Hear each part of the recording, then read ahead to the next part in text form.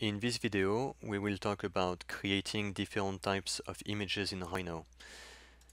There's many different ways to create images, so I'm going to start from the simplest way and move forward with a more complicated and higher quality images.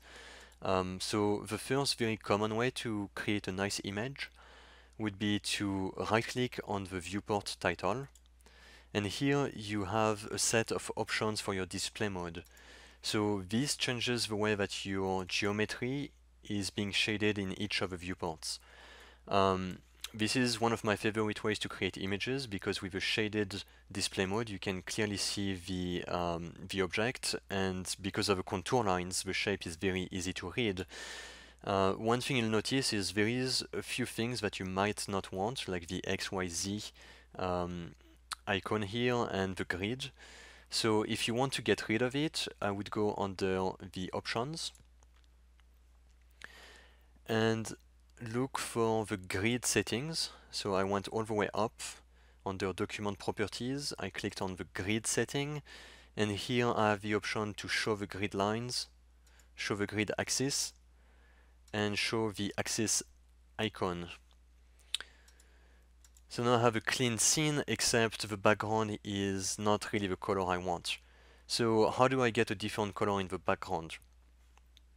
I'm going to go back to the options, and you'll see there is an option under, I think it is here under view. Yep. So if you go all the way down to your settings, you should have a display mode tab, and it is hidden under the view tab.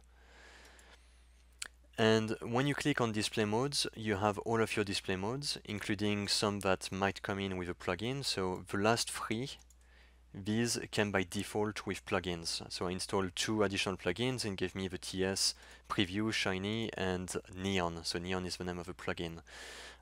So let's say I want to take the shaded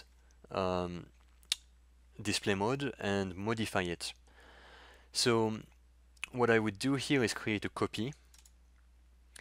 And right away it says copy of shaded. So I'm going to change that, and I'm going to say custom shaded. So that's the name of my new viewport display mode, the display mode for the viewport. So if I say OK and I activate the custom shaded, I get the same exact thing because it's a copy.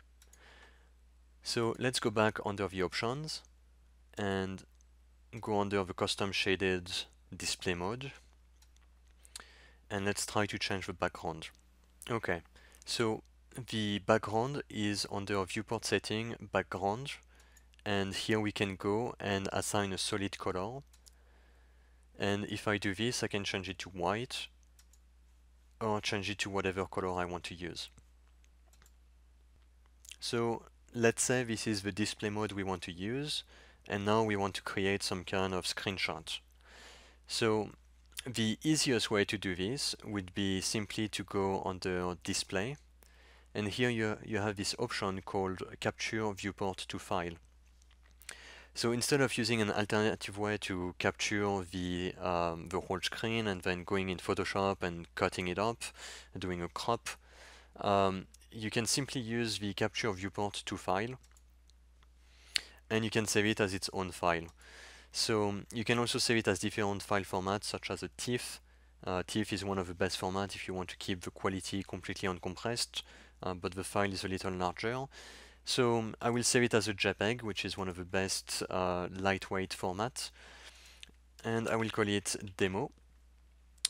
I'm going to save it on the desktop,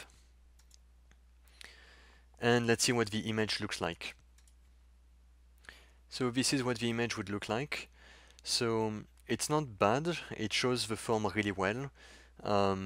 Obviously there's no color, there's no materials, it's all the same material except the backside, but I will talk about that later. So this could be fine for a client if you're showing something that is unfinished, it's work in progress, and you just want to get some feedback. So that's one of the best ways to create an image very quickly. just set up a display mode that does the job for you, and then save the view the way I just did it. So now let me show you of alternative ways that you can create actual renderings and maybe change some of these colors.